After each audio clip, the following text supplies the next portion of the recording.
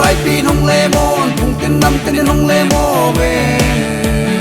sikim te gol no pi lo pi ho ngo hong le mo bin sikim ku kang chong kang le kang ka ni hey pit ku sem teng ku do hong pi da pi chung gi mun sil pang ho in sil ka lum khăn pa khăn thâu kỳ lệ cút cút cút chiếc kim cút cút cút cút chiếc kim cút cút cút cút chiếc kim cút cút cút chiếc kim cút Golden chicken good, good, good, good, good. Golden chicken good. Golden chicken good.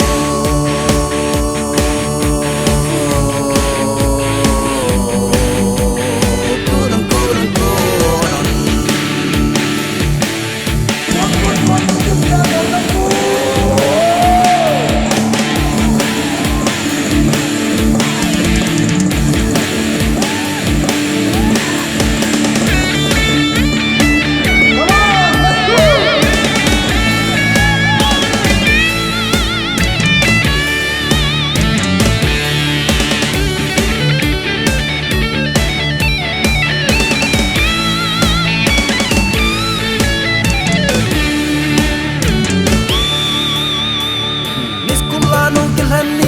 Yang da masulam munganu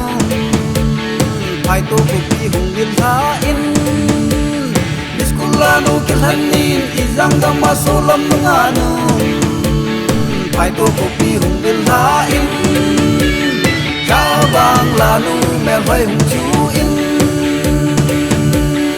Adong so le amel hoi Jatam betin hung so in Datang mit lai bom la in Biskut lalu kuku in Jena zo gam zon ki ne Kut kut kut chikim kut Kut kut kut chikim kut Kut kut kut chikim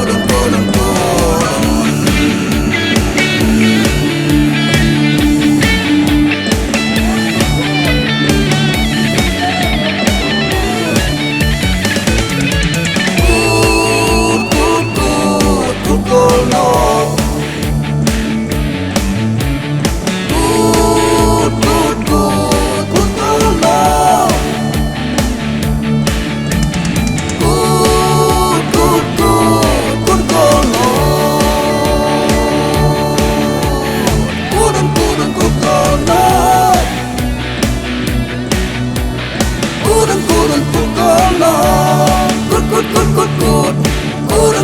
một cô